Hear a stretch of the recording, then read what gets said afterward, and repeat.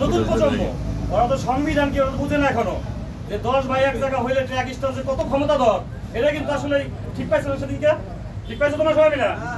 10 ভাই এক থাকলে আমরা অনেক শক্ত, আমরা ট্র্যাক ড্রাইভার কিন্তু সবচেয়ে বড় শক্তিশালী জিনিস। আজকে যদি তোমরা সবাই যা যা জায়গা থেকে না আমরা ইউনিয়নে ভর্তি হব, আমরা সংগঠনকে আরো শক্তিশালী করবো।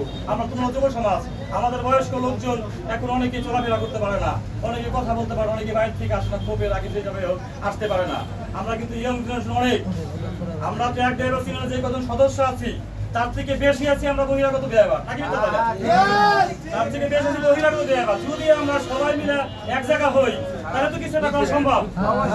আমাদের অনেক ভাই, অনেক কাছের মানুষ প্রাণ হারাইছে, মারা গেছে, অনেক ড্রাইভার, তাদেরকে মৃত্যুকালীন একটা টাকা দরকার, আমাদের একটা এখতিয়ার আছে।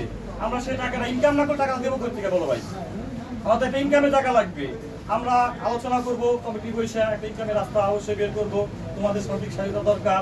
প্রথমত তোমাদের কাছে দাবি হইলো তোমরা সবাই, আমরা মাইকিং করে দেবো, সেক্রেটারি সাহেবের কথা বলছি, মাইকিং করে দেবো, এই বিষয়ে বলে দেবে তোমাদের ভর্তি কয় টাকা সেটা আমি বলবো না, তোমাদের একটা সুযোগও দেওয়া হবে, তোমরা সবাই ভর্তি হয়ে যাবা, আমাদের ট্রাক ড্রাইভার সিনিয়রকে আবারও পুনরায় শক্তিশালী করবা।